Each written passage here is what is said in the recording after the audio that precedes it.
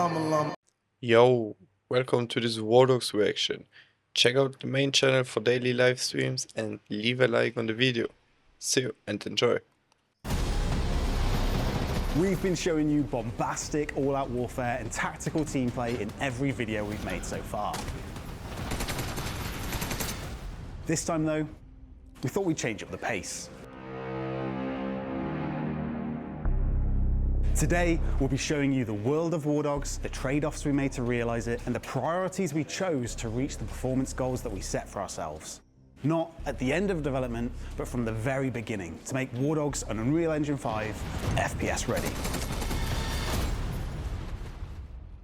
That is When we interesting for many started PC making players. WARDOGS, there was this pressure from the investors and publishers to make the game look really unique and something people haven't seen before. They want you to appeal to the mass market and audiences that don't really exist. And we kind of knew deep down that WARDOGS, it didn't need that kind of crutch to just appeal to FPS players. If I'm really honest about it, I think developers often have this kind of ego about creating something totally unique, and very early on we're able to acknowledge this is just our ego wanting to do something different and the publisher wanting to kind of carve out its own unique space. But really, does anyone even want that? It's just not that. That's not what the game is. And as much as I want to just sell the art and tell you how the world's great, it's the reality is, it's not an art piece, it's a video game. That doesn't mean we wanted this generic Russian setting either. We've seen that loads before, but we did want somewhere that was Eastern European in tone, so it felt familiar. Yeah, because Eastern European just gives up a super cool vibe.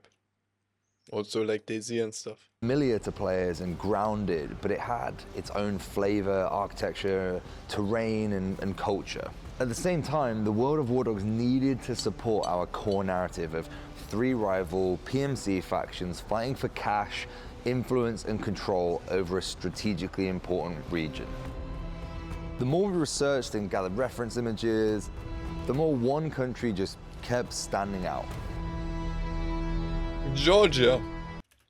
Where is Nika, bro? Where is Nika? Screenshot it. Put it in the Discord and we'll see how quick he is.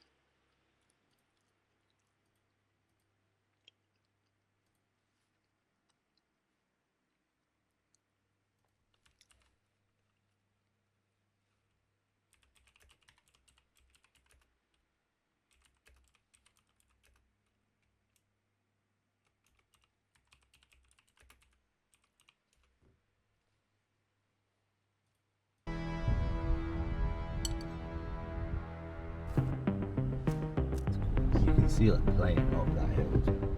The geography, the location, how it was tied into the story and everything else. I think we decided Georgia was a perfect fit for the game. You can try and get a feel for a place through satellite imagery, through Google Maps, but what we found, especially in Georgia, outside of these main cities, is that there's almost nothing. And I think at that point, Joe was like, yeah, let's go Georgia. We really wanted to make this serious video about all this incredible research and all this reference material we went and gathered, and that really did happen. But if I'm honest, the amount of shit that went wrong on this trip was just ridiculous. It's like a pack of wild dogs. Very angry. Look, it's called WARDOGS, alright? It's no focus. Who said no photos? The guy in the massive truck. It was a really weird trip. It was definitely one to remember. I'm not driving and I'm fucking stressed. But I did get food poisoning and I fucking hated it. Joe had a bad time in Georgia. Yeah, I thought Georgia was colder.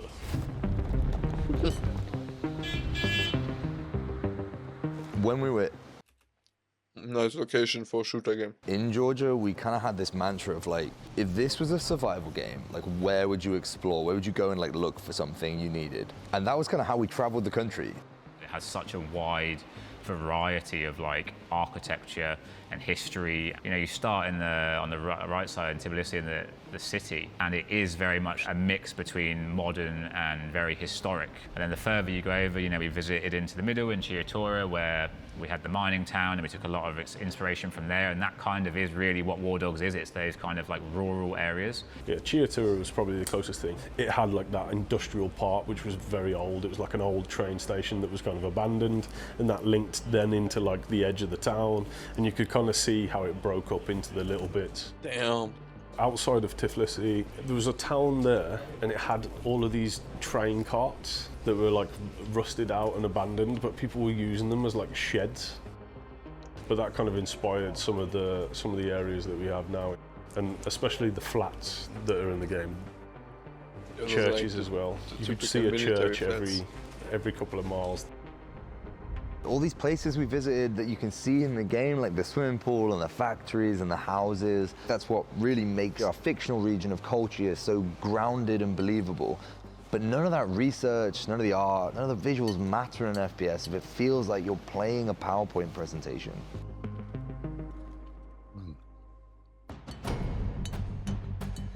You know it, I know it, everybody knows it. Using Unreal Engine 5 in 2026 as an FPS developer specifically puts WARDOGS under a magnifying glass in a genre where the expectations of smooth frame rates and no stutters are a requirement, not just a bonus.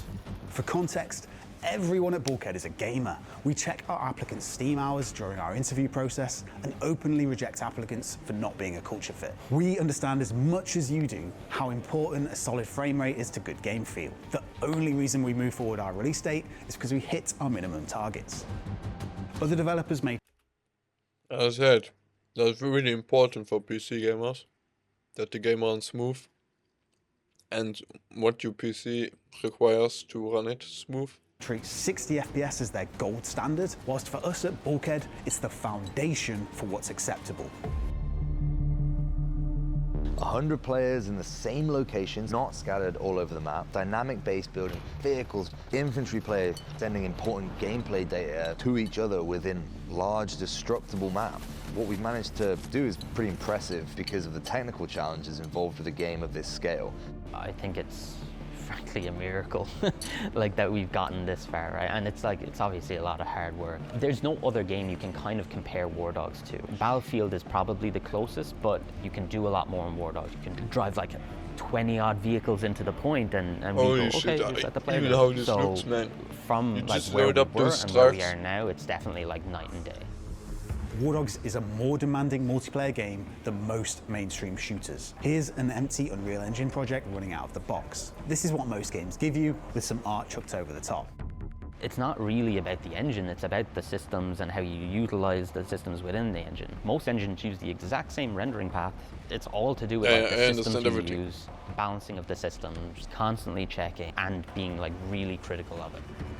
60 FPS is minimum for us. We've been trying to hit 60 FPS on the low spec. That has been a clear goal. Whereas like most companies be like, oh, it's running 30 FPS, that's fine. It's not really, not in today's age. We'd rather be upfront before anyone could... Boy, that is just so true what this dude is saying, man. And I'm saying it about GTA 2. How can you release a game in 30 FPS, man? ...consider spending their money and ending up disappointed. You will not be able to run this game at 240 FPS native at 1440p whilst on our highest graphics settings. That fact alone may be a deal breaker for some 1440p.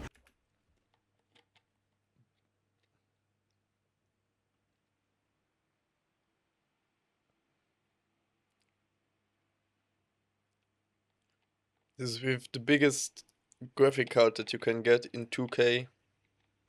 Overkill setting, 135 FPS. So if I play in 2K, let's continue watching. Settings. That fact alone may be a deal breaker for some of the wider Steam audience used to less demanding 5v5 shooters. From the feedback we've gathered across a range of hardware, most players are pleasantly surprised. WARDOGS delivers good performance to most users. There's always a limit to that though. PC upgrade prices are crazier than ever, and money's tight. That's why we're introducing Potato Mode. Potato Mode? So stupid. 3 years ago, we walked into a normal game store and picked up the most average gaming PC we could find. Potato mode, right yeah. here. What the hell? What do they mean? i5 8600, 1660. Damn. Then we forced our tech art team to play WARDOGS on it until the game ran at 60 FPS at the lowest settings. Natively, we're close to hitting those targets, and with the help of some upscaling, we're surpassing them. On the flip side of potato setups, though, Shit. we have overkill mode. Overkill mode is WARDOGS pushed to its visual limits, and we'll be reserving this graphics preset only to high-end PCs on launch, meaning if you Damn. don't have a capable PC, we will not even show you this setting. The reason is purely to protect players who haven't watched our vlogs or stumble across WARDOGS on launch and wonder why they aren't getting the performance they expected whilst using the highest graphics settings available.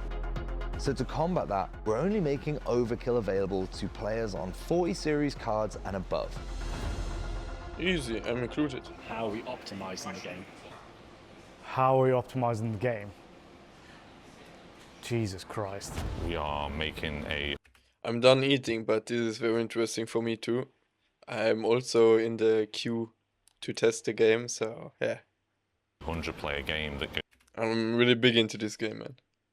goes against the current grain of battle royales, which as the server progresses or as the client, as the game progresses, players drop off, which means that performance naturally increases. We're introducing a mechanic that is constantly trying to drive people together for a full server duration. There's never any rest. Optimization is not something you can just do at the end of development. It needs to be a fundamental part of your ethos as a studio from day one.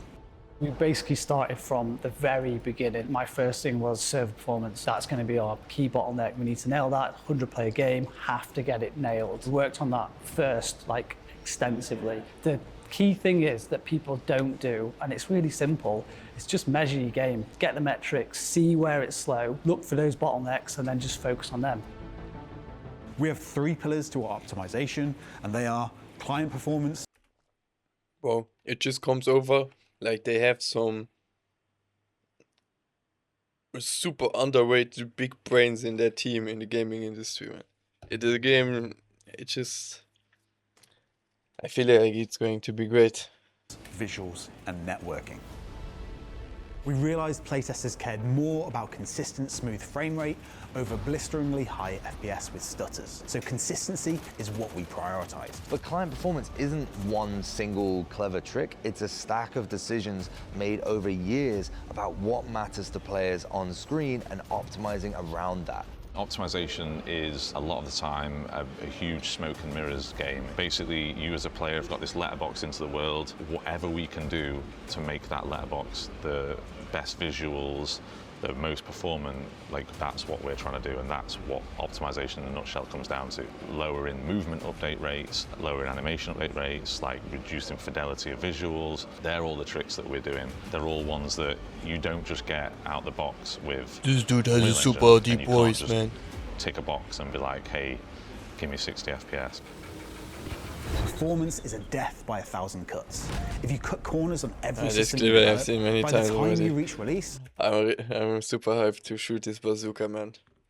I will put my first big money into every rocket that I can get into my hands. Then,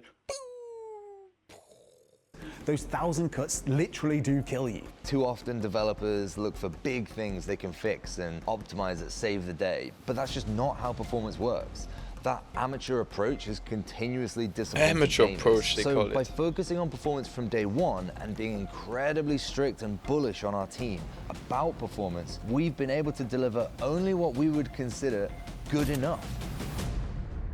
We kind of always Damn, put performance hard first, on and the then we team, try to get even as though much like he's visual fidelity honoring as them. we can. It's not sexy to have performance as an art pillar, but it's true. Accessibility is key with these kinds of games. We have like this huge map, you fly. boy, that's so true. Like, a game that can't run on your PC, you will never try. A game that is running, if you like it, you run it with very low specs even. Through it, you're loading stuff in, players are dropping stuff, players are driving vehicles. All of that behavior has a cost. We mix new and old rendering techniques on purpose. For example, we use trim sheets a lot, but then we also use nanite, which is like a brand new virtualized geometry, high-end behavior. we kind of have to balance that, right? You can't just go, okay, all Nanite have like super dense geometry. We have to compromise on fidelity sometimes. We can make it look really good. You can turn on all the bells and whistles and then everyone's capped at 30 FPS. It's not good enough. But there's always room for more improvements. So no, I'm not satisfied because we've still got time and we can still get better perf. There are constraints, but it doesn't mean I'm just going to give up and be like, well, so it can be. It's just, you have to keep pushing. Same with perf, same with art, same with anything. Straight up, it just doesn't matter how many frames you get if your shots on target don't connect. That's an entire video in itself. True fact, we'll release man. that at a later date. They For are now, just know we treat facts. it at the same level as performance when it comes to game feel and responsiveness. When everything in WARDOGS comes together in a playtest, the immersion of the environments, the spectacle of the visuals, along with the performance and network reliability holding up, WARDOGS is genuinely one of the most fun projects we've worked on, and everyone comes away from a playtest with their own WARDOGS moments. It's so validating to know it's not just us saying it now either. Playtesters are having just as much fun as we are, posting their own WARDOGS moments in our pre-alpha testing channel. You turn me back to base? Yeah, sure. Let's go. Oh, what a... No way he hits Right, it. That's it. Make sure you sign up to playtest and wishlist the game. If you don't wishlist, you have zero chance of being invited to play. Did you hear that, guys? Wishlist is this, or you don't have a chance to play it till the beginning. Thanks for watching. Leave a like. Welcome all the new subs. Activate the bell and check out my main channel. See you. Llama Llama.